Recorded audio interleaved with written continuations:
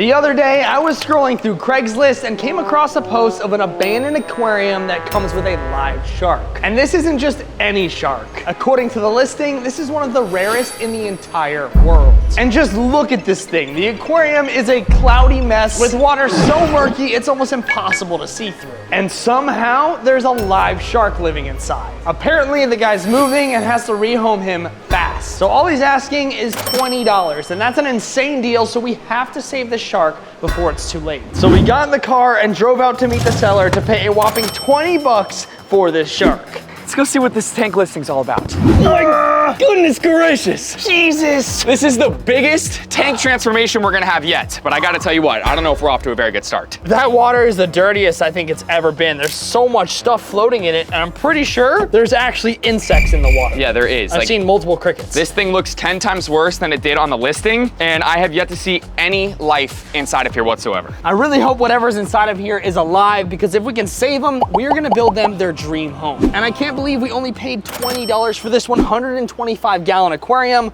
with one of the rarest sharks in the world inside. But the seller did have one important request. He said we have to keep his best friend who's in the tank with him. And when we asked him what kind of fish it was, all he said was, "You'll know it when you see him." We better get home quick. For the car ride, we added in an air stone and then raced home and hoped that the shark and all other creatures were still alive. Ah! Careful on the fingers. Holy cow. This water is practically chocolate milk, dude. Never lift an aquarium from the frame. No. It's the worst noise ever. I'm in. We're gonna jump right into this search because we have no time to waste. Sharks are extremely sensitive to poor water, and I really hope he's still alive. So we began searching through the tank with our nets, and to our surprise, we stumbled upon something completely unexpected. Dude, what is that? Let's go, first creature of the day. Right on this rock. How he blended right in that little crevice. Let's get him in some clean water and keep searching. Let's go! He's alive! After we found the crab, we were shocked because we weren't expecting invertebrates. Who knows what else could be living in here? So we got back to searching, and it turns out there was more sea creatures inside. I think I just saw something yellow. Oh! What is that? What is that? Oh, that's a nice fish right there, dude. He's bright yellow. That's a goatfish. That is a goatfish. Those things are so cool, bro. They're very unique fish. Oh my God, come here, buddy. That might be the That's fish. gotta be, bro. That might be the fish that's He's inseparable. got little whiskers on him. After finding the goatfish, we were concerned that the shark wouldn't be in here at all. So we got back to searching, and that's when we saw something slither through the water. What, Brooke? What? What is that? It's an eel. No way. He got away. He got away. Going in, bare hands, bare grilling. He's gotta be taking that outside. Get him, Chris. Where is he? Where is he? Get him, Chris. Oh! Get him, Chris. Oh my God, dude, it's a ghost eel. It's a ghost eel. He's coming to you. Let him go, let him go. I've got him. No, he snuck by. Dude, that's gotta be the shark's best friend. Dude, I can't catch him. Got him. Let's go. Wanna get him in the net? Look at that. Okay, I can't see anything. Got him in control. Okay. Dude, that's a sick eel. That's a ghost ribbon eel. Let's go. That's crazy, All right, bro. now that's gotta be the best friend with the shark for sure. That thing is crazy. That is badass, dude. We've got 3 epic creatures so far, and we haven't even found the shark yet, which is crazy. Find him. Yes. I want to find I think it might be time to just bear grill it. And just as we were getting worried that we may have gotten scammed, the shark finally revealed himself when we saw a big tail slash through the water. Tail right here! Tail right here! Tip movement! Shark? Movement! Biggest movement I've seen all day. Where is he? Oh my God, there he is. Biggest movement I've seen all day.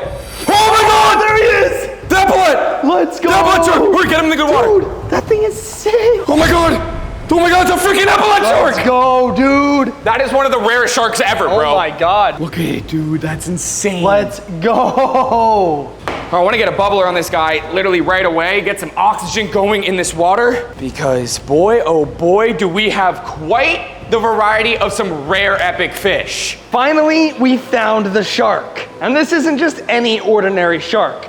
This is a rare epaulette shark that is extremely coveted in the aquarium hobby. And one this size can easily go for around $1,200. So this guy is a huge score. I know exactly what we're gonna name this guy. Waddle. The name Waddle is perfect because this specific shark has a rare special ability that makes him one of the most unique hunters in all of the world. Yeah guys, this video is going to be insane. To start off the tank build process, the first step was tackling the nasty mess that was left behind by the seller. Yeah, there you are. Clean? Oh my God, dude! Not on my freaking brand new fish guy shirt. Are you kidding me? It's because you've been smelling today, dude. At least my shirt's not wet. And I got the perfect shirt because we found a shark shirt. Doesn't get much better. And while I'm working on this, I'm sending Jack to the ocean to catch Waddle some live food. I'm here at the bridge to use this net right here to catch live food for our brand new epaulette shark. This is absolutely crucial. If I can't catch fresh food for him, we won't be able to show off his incredible one-of-a-kind hunting ability. So wish me luck out here. I am not sure what's taking Jack so long, but I'm starting to notice that these fish and the shark are taking a turn for the worst. So I rushed to the store to get a filter so we can set up his temporary tank. Thankfully, we have this Blue Eddy Elite 100 V2 portable power station that's gonna keep this entire setup running and alive. It's super lightweight, only 25 pounds, so I can move it anywhere I need. And it's powerful enough to run all the essentials all at once. Whether it's lights, filters, or aerators, this thing handles everything with no problem. What I love is how quiet it is. You have no idea it's even running. You can't hear it at all. It also charges insanely fast, up to 80% in just 45 minutes, which makes getting things up and running super quick, especially when time really matters. Another thing that's huge is if the power randomly cuts out for any given reason, this thing will kick on automatically. That's been a lifesaver for us during random outages when we've got delicate equipment running. And living in Florida, hurricane season is something we always think about. Power can go out for hours, even weeks, and without Blue Eddy, we would not be able to keep our tanks and our ponds running. It gives us peace of mind that no matter what is going on outside, we always have backup. If you guys want to check one out and get one yourselves, click that link in the description. We'll have everything you need to shop down there. And I think this filter running is really helping the shark because he seems to be doing much better. I just hope Jack can hurry it up a bit. I've been walking up and down this seawall for about an hour and I haven't caught a single fish. I'm starting to get a little bit worried. I think we're gonna have to change spots in order to make this happen. I don't think I got any. Oh no, I did. I did. Let's go. These are the biggest freaking glass minnows in the ocean because they're Italian. We feed them pasta every day, or at least my grandma does. Feeds them leftover pasta and bread every day, so they're super carved up. Look at the size of that glass minnow. That could be a world record glass minnow, honestly. I finally was successful and caught some fresh food for our shark. And while I was out here, I even caught a puffer fish, a blue striped grunt, a snapper, and one extra special fish that I'll be surprising Chris with later in the video. But for now, let's get back to the warehouse and start building that tank. I'm back with the live food, but before we start the tank build, we're gonna check in on Barry the Barracuda, because I caught a few extra liveys for him. All right, Barry, enjoy. Here come the lionfish. Here comes Barry.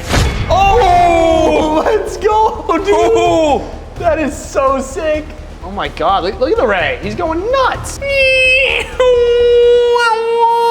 To kick things off, we are starting with the middle of the aquarium before we move on to our crazy ideas for the left and right side. First things first, we need some sand. We laid down a layer of sand and spread it evenly across the entire tank. Then got to work on building the Reef cavern zone. Our plan was to create the perfect cave for him to rest in. Epaulette sharks have a large black spot on their side that looks like a giant eye. And when they rest in the caves, that spot can actually scare off predators. So we knew this cave had to be extra special. This is a rock, and this is a second rock.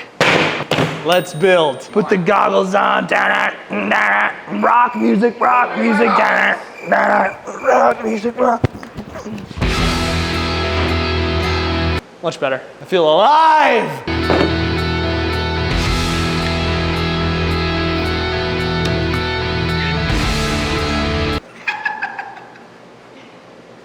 We gathered a bunch of small rocks and carefully cemented them together to form a perfect arch. The glue has been secured.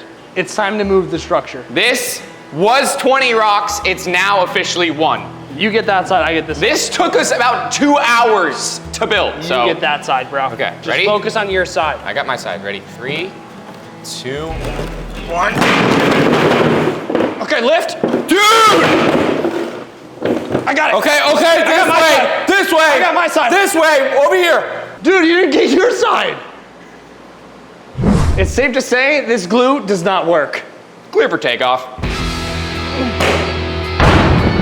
The rock's looking good, but it's looking a little bit boring. So to bring it to life, we added in some corals and anemones for some nice pop of color. This is starting to look really good, but what we have planned for the right side of the tank is on a whole nother level. For the right side of the tank, we're building a full-on mangrove lagoon. Epaulette sharks are known to live in shallow water environments like mangroves and tide pools. We started by carefully arranging a series of realistic mangrove trunks, anchoring them deep into the sand so they look like they've been growing there for years. And to give the lagoon some movement and color, we surrounded the trunks with bright green kelp that will sway in the current. We then filled up the tank and watched as the kelp came to life. This side of the tank is already starting to feel like a true slice of the wild. And as good as this looks, the left side of the tank is where things truly get wild. Because this is where we're building a custom tide pool chamber, which is where the shark is gonna show off his one-of-a-kind special hunting ability. In the wild, epaulette sharks hunt in tide pools, hopping from one pool to the next to track down their prey. They're the only shark with specialized feet that let them walk across land from pool to pool, and they can even survive out of the water for up to an hour. It's no wonder they've earned the nickname the walking shark. To recreate this environment, we got a piece of acrylic cut to the perfect dimensions of the tank. Once it was secure, we added in a small layer of sand and tiny rocks to make the tide pool look more natural. We then added in a colorful reef and some more rocks to brighten up the bottom of the left side. And little did we know, this tide pool would quickly become his favorite spot in the entire aquarium. I know it may not look like much from the side, but from the top is where this tide pool is gonna shine. This shallow pool of water is gonna give us such a cool and unique view of this epaulette shark, hunting down its food in about 2 to 3 inches of water. This is looking really good, but we're not done yet. Chris, I've got a special surprise for you inside of this box that I caught while out there catching the bait. Been hearing about this all day. I have no idea what it is. Let me hold it, because you gotta reach in there and take it out. Okay. Don't look, don't cheat. Oh my God! It's a giant Sergeant Major. Honestly, pretty perfect for this tank. Let's go. I knew you'd like it, bro. All right, Mr. Sergeant Major, I'm gonna call you Fabricio. Welcome to your new tank, buddy. That thing is huge. Dude, he looks so good inside of there. First fish in the new tank.